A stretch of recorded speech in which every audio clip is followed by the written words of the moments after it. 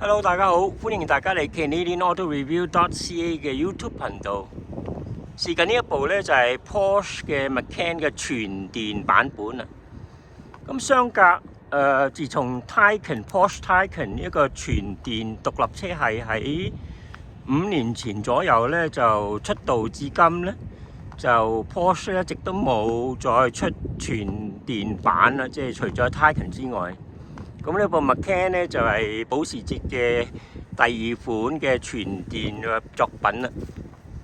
咁呢部2025年嘅一個保時捷嗰個 Macan 咧，佢就分為有幾款型號嘅。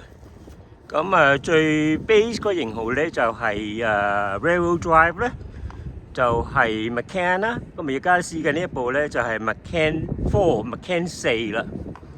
咁 Macan 4咧再上多一級咧就係 Macan 4S， 跟住咧就係頂級版咧就 Macan Turbo 啦。咁 Turbo 咧當然咧唔係有渦輪增壓嗰個氣咧。咁咧就呢4款 model Macan 4、Macan 4S 同 Macan Turbo 咧，全部都係用嗰個 battery 咧就100個 kilowatt hour。咁嗰個咧就馬力同埋呢一個 range 咧，就每個型號都唔同。咁譬如最基本個 Macan Rear-wheel Drive 咧，嗰個馬力咧就係355匹。咁呢一部 Macan 4咧就係402匹。咁佢個 torque 咧呢部有479嘅 pound-feet。咁最頂級版嘅 Macan Turbo 咧有成630匹馬力。咁個 torque 咧就去到833 pound-feet 噶啦。咁range 嗰方面咧就最基本嗰個 model 咧就係咧就個 range 咧就係有呢一個506 kilometer 啦。咁呢部 Macan 4咧就係495 kilometer。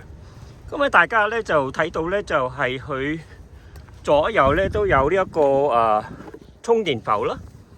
咁右邊呢一個咧就係 for level 2。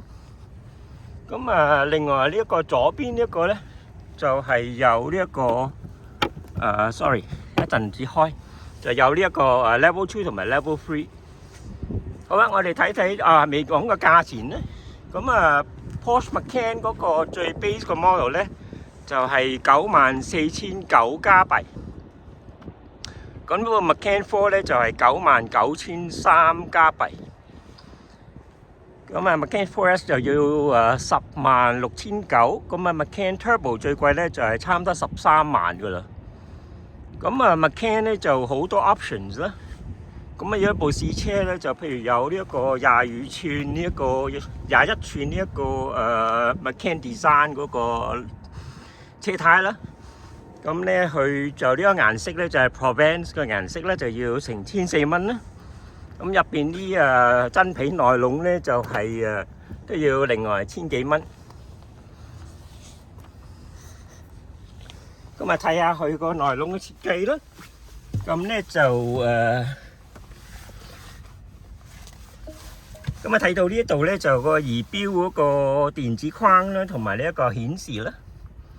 咁佢發覺咧，原來呢一個 Macan 嗰個設計咧，同呢一個佢嗰個電油版嘅設計咧，就係好唔同嘅喎。原來咁 actually 咧呢個全電版嘅 Macan 嗰個 wheelbase 咧，就反而比嗰個汽油版嗰個2026年 Macan 呢一個 gasoline 咧，仲係長啲嘅。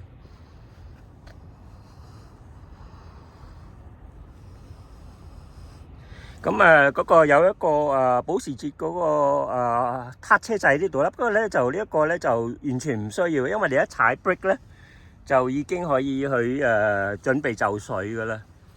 咁亦都我見到咧就冇呢啲 shift pedal 或者冇嗰啲regen 嗰個功能啦。咁呢個有 drive mode 啦，佢哋嘅 drive mode 咧就係去就係sport 同埋econormal 啫，3個。咁另外有一個，如果你去加 option 咧，就有個 sport plus 啦，同埋佢亦都有呢個保時捷嘅個 sport sounds，就要500幾蚊另外。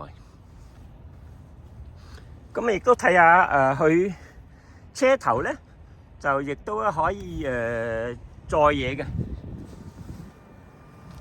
車頭呢一個裝載嗰個容量都幾大嘅。咁啊，好在係呢一個 hood 嗰個門係全電動咯。就另外咧就嗰個後邊嗰個咧，車頭就呢度啦，後邊嗰個係呢度。咁佢嗰個後邊個尾箱容量唔錯嘅。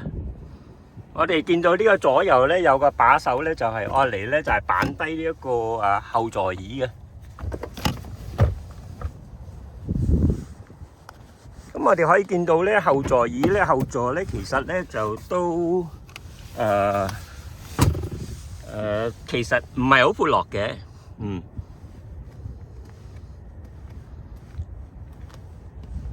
咁McCann 咧佢就 options 好多嘅。不過咧，覺得咧佢由94,000呢一個機價咧，對呢一個保時捷全電McCann嚟講咧，係都相當值得嘅。因為而家呢差唔多全電嗰啲，甚至乎唔係品牌呢啲德國車咧，就都要成7萬蚊咁上下。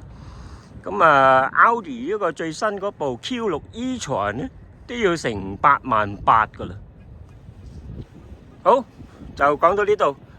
就多謝大家收睇，我哋會有一個詳細報告咧，就會係刊登喺Canadian Auto Review.ca。OK，thank you，拜拜。